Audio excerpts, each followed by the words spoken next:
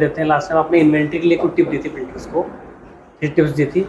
तो मेरा एक छोटा सा क्वेश्चन था कि क्या गणेश चतुर्थी से हम कुछ ऐसी बिजनेस टिप्स सीख सकते हैं जो हमारे बिजनेस ग्रोथ में इम्प्लीमेंट कर सकते हैं? बहुत अच्छा सवाल है आपका। और एक्चुअली हमारे जितने त्यौहार हैं, चाहे दीपावली हो, चतुर्थी हो, जन्माष्टमी हो, सब कुछ ना कुछ बहुत बेहतरीन सा सिखाते हैं। और अगर आप चाहते हैं तो मैं कुछ टिप्स देना चाहूँगा बिजनेस के लिए, जो मैंने गणेश जी से और गणेश चतुर्थी पे अगर सीखना चाहें तो अपन सीख सकते हैं। सबसे पहला आता है, अगर आप बहुत डेप्थ में बात करें तो गणेश चतुर्थी पे गणेश जी का जन्मदिन है। उस दिन हम गणेश जी की एक प्रतिमा लाते हैं और स्थापना करते हैं। हर बिजनेस में भी ये दिन होता है जब बिजनेस की स्थापना होती है। क्यों होती है? अपॉर्चुनिटीज़ को देखते हुए होती है। तो अगर आप बिजनेस में नई नई अपॉर्चुनिटीज़ आ रही है तो एक तरह की वो वेलकम है, अच्छी चीज़ों का स्थापना करनी चाहिए। ऐसी बेहतरीन चीज़ों की अपॉर्चुनिटीज़ को उठाना चाहिए और उनको तैयारी करनी चाहिए उसके साथ में कि हम कैसे बेहतरीन अपॉर्चुनिटीज़ को यूज़ कर सकते हैं अपने बिजनेस में, बिजनेस को स्केल कर रहे हैं। दूसरी बहुत इंपॉर्टेंट चीज़ होती है प्राण प्रतिष्ठा। जनरली प्राण प्रतिष्ठा को लेके लोगों को बड़ा कन्फ्यूजन है। मूर्ति स्थापना के बाद प्राण प्रतिष्ठा होती है, यानी मूर्ति या जो प्रतिमा हम लेके आते हैं उसको स्थापित करते हैं, फिर प्रॉपर मंत्रोच्चार से, पूजन से, विधि विधान से प्राण प्रतिष्ठा करते हैं। यानी कि उसमें उस शक्ति का आवाहन करते हैं जिस शक्ति को हम उसमें ला रहे हैं, चाहे देवी की कर रहे हो, चाहे गणेश जी की कर रहे हो, जिस भी त्यौहार पे जो कर रहे हैं। अब ये जो प्राण प्रतिष्ठा है सिखाती क्या है? प्राण प्रतिष्ठा का मतलब है उस चीज में वो एनर्जी डेराइव करना, लेके आना। तो जब हम बिजनेस प्लान कर रहे हैं, अपॉर्चुनिटी लेके आ रहे हैं, तो उसमें वो एनर्जी डालें, वो प्राण डालें, वो शक्ति डालें, जिससे अपॉर्चुनिटी स्केल कर जाए हमारे लिए। जैसे कि वो देवी की मूर्ति या वो भगवान की प्रतिमा जो है हमारे लिए वरदान देने का काम करती है।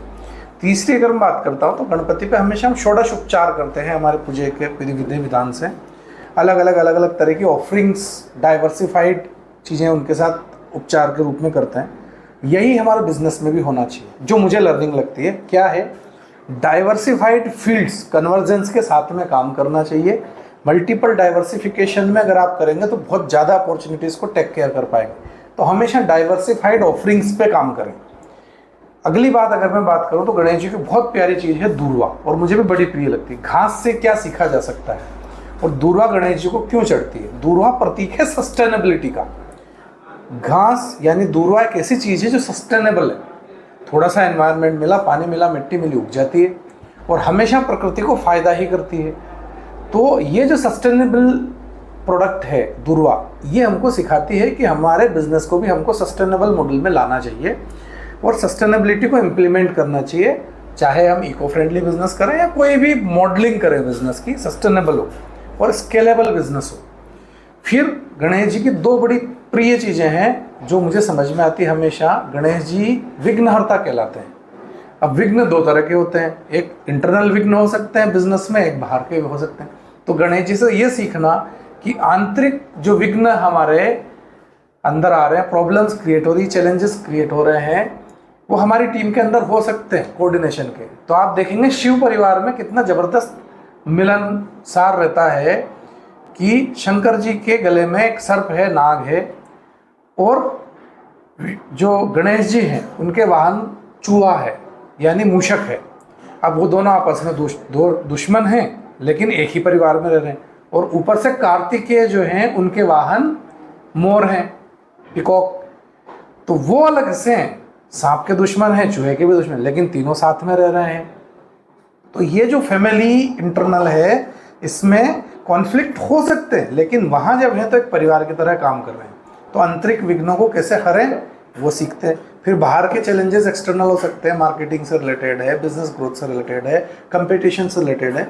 तो गणेश जी ने अपने जीवन में जब भी हमने अलग अलग कथाओं में सुना होगा, इसको बड़े अच्छे से विभिन्न प्रकार के राक्षसों को नष्ट किया और इन चीज़ों को हमको सिखाया भी कि कैसे अलग अलग प्रकार के चतुर जो राक्षस हैं, डिफरेंट तरह की प्रॉब्लम्स आई हैं, उनको कैसे बैलेंस करना है।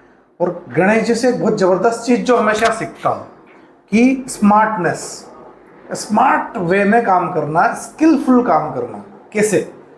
तो गणेश जी ने एक बहुत ज़बरदस्त घटना जीवन की अगर आपने सुनी होगी कि जब सबसे पहले किसको पूजा जाए, प्रथम पूज्य को हो, इसकी बात निकली तो सब शंकर जी से बोले कि साहब आप बताओ देवताओं में से या इन सब में से किसको पहले पूजना चाहिए। तो शंकर भगवान ने बोला कि इस धरती का जो सबसे पहले चक्कर लगा के आएगा वो सबसे पहले पूज्य होगा। अब गणेश जी का वाहन चूहा वो कैसे जाए, एक प्रतीकात्मक कथा है लेकिन सीखने वाली है। सिखाती क्या है कि सब लोग अपने अपने वाहनों पे गए, कार्तिकेय मोर पे गए, इंद्र ऐरावत पे गए, अलग अलग वाहन लेके सारे देवता अपने अपने वाहनों से धरती का चक्कर लगाने निकले। गणेश जी ने माता पिता को बिठाया, उनकी 3 परिक्रमा कर दी।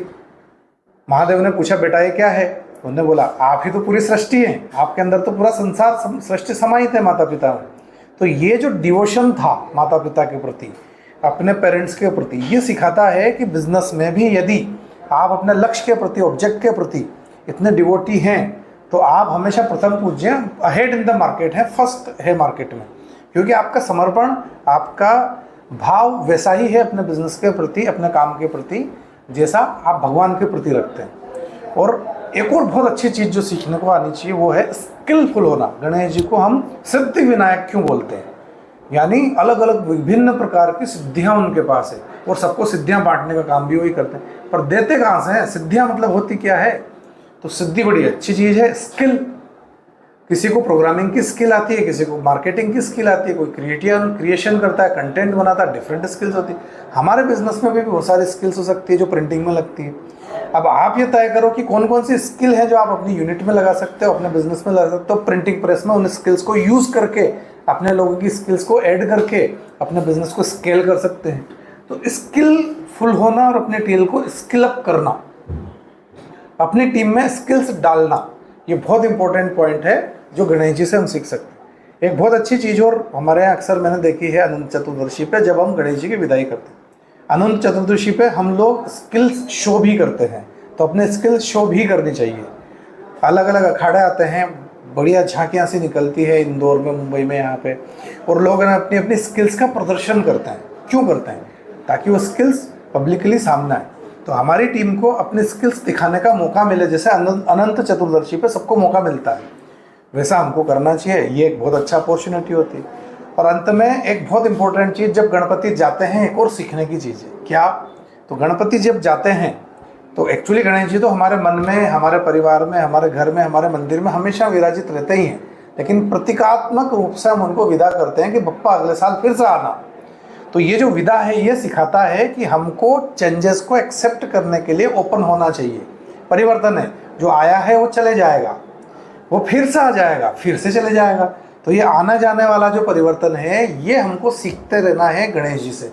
और ये जो सीखना है, यह सीखना ही हमको सस्टेनेबल बिजनेस और प्रॉफिटेबल बिजनेस बनाने की तरफ ले जाता है। तो कभी कभी ऐसी बहुत सारी चीज़ें होती है जो हम छोड़ नहीं पाते हैं, बहुत प्रिय होती है, लेकिन समय के साथ उनको हमको छोड़ देना चाहिए और नई को अडॉप्ट करना चाहिए, न्यू अपॉर्चुनिटी की तरह।